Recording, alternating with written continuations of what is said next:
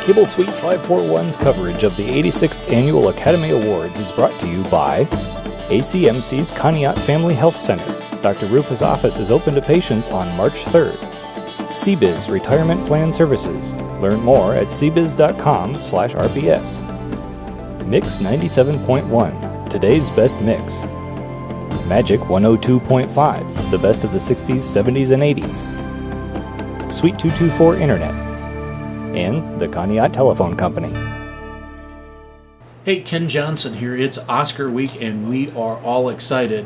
Well, your first story this week, we actually traveled to the Academy of Motion Picture Arts and Sciences headquarters in Beverly Hills and met up with historian Randy Haberkamp to talk about the differences between what the Academy members vote on versus what the average theater-going fan likes in movies. So today for our coverage is part one of this interview with Randy Haberkamp. Hope you enjoy.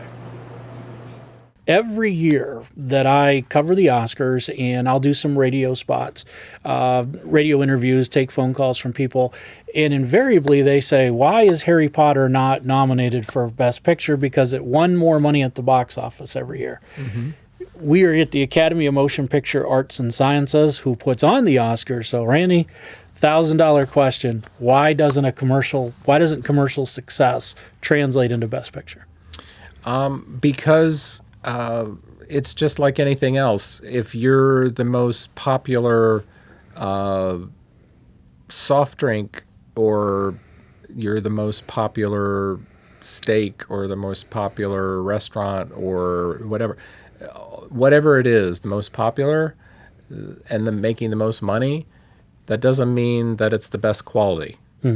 And when you go to somebody and say, that furniture is really popular, I'm going to buy that because I can afford that, I'm going to put it in my home, that may be the reason you buy it. But when you go to somebody who makes furniture and you say, what kind of furniture should I buy? What's the best value for my money? What's the best furniture that's well made? You're probably going to get a different answer. And maybe the furniture is more expensive, or maybe it's less popular. There can all be all kinds of judgments. But basically, the Oscars are chosen by people who make movies. So, if you're a car mechanic and somebody says to you, what's the best car, or who's the best guy at repairing cars? Those are you go to people who know the business. And so, yes, there are people who say, why is it Harry Potter?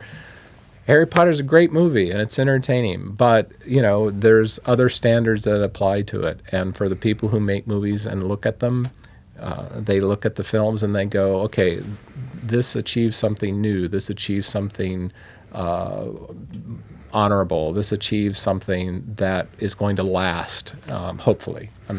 And in the end, the great thing about movies is it's all a personal opinion. So even if you don't agree with it, it got you to talk about it got you to think about it, and it got you to maybe see something that you wouldn't normally have gone to see.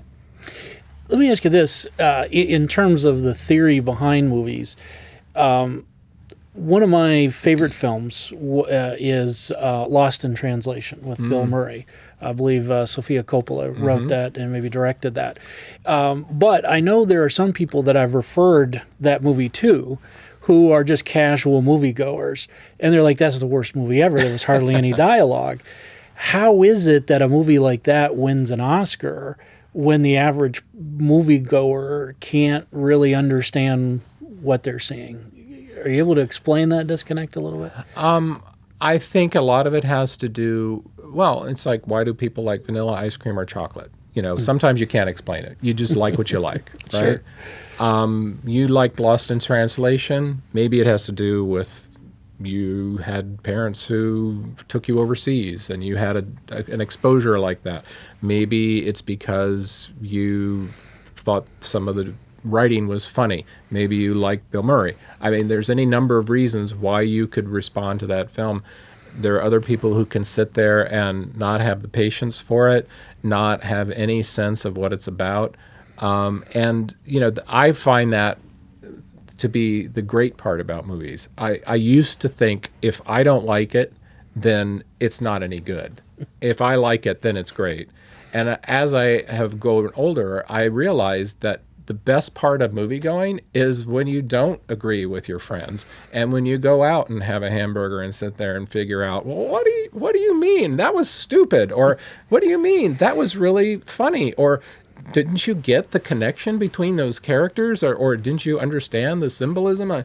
I love that. And nothing tells me more about somebody than the way they look at movies and the way they look at, what their favorites are.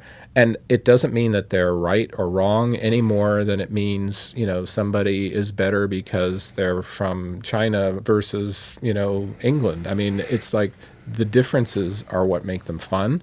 And, I think a lot of times it has to do with patience.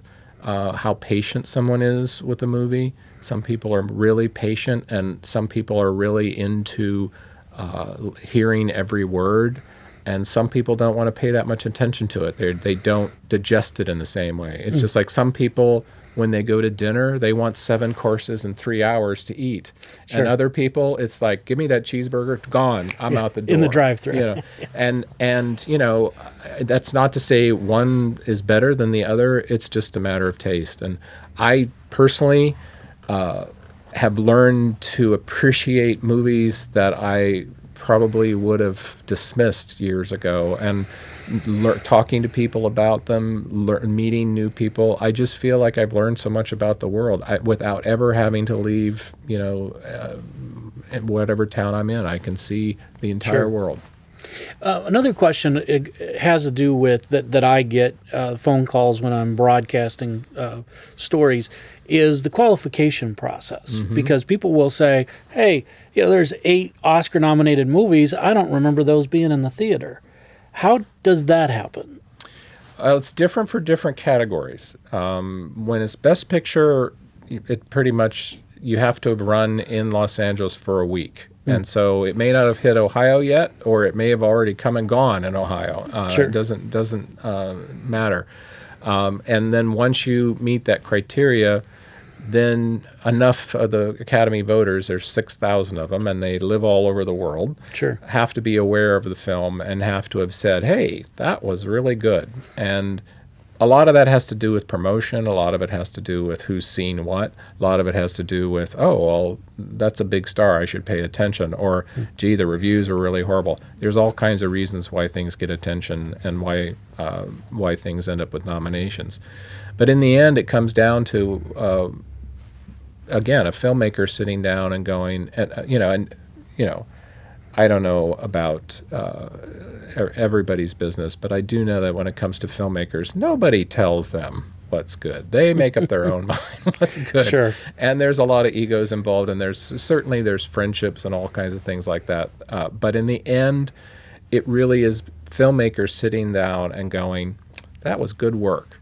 And that's why when people win an Oscar, it means something to them, because they know that the people who voted for them have been through the exact same process that making a film is.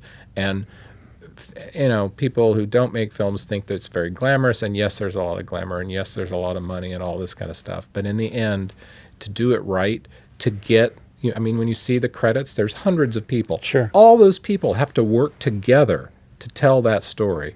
And when you have a film, whether it's something like Gravity, which is all visual effects and a lot of art and science going into telling Sure. the story, or something simpler, seemingly simpler, like All Is Lost with Robert Redford on a boat by himself, with no dialogue. Right. Being able to tell those stories artfully and have people across the world sit in the theater going, oh my goodness, for 2 hours or whatever it is. Sure. That's hard. Yeah. And to get people to sit down and agree that, wow, that was really good work, that's really an achievement. So I love it when people get to go up there and accept an Oscar and feel a sense of accomplishment, even when they're people who have many other kinds of accolades. Sure. I love seeing that it really means something to them, because Sure. it really does.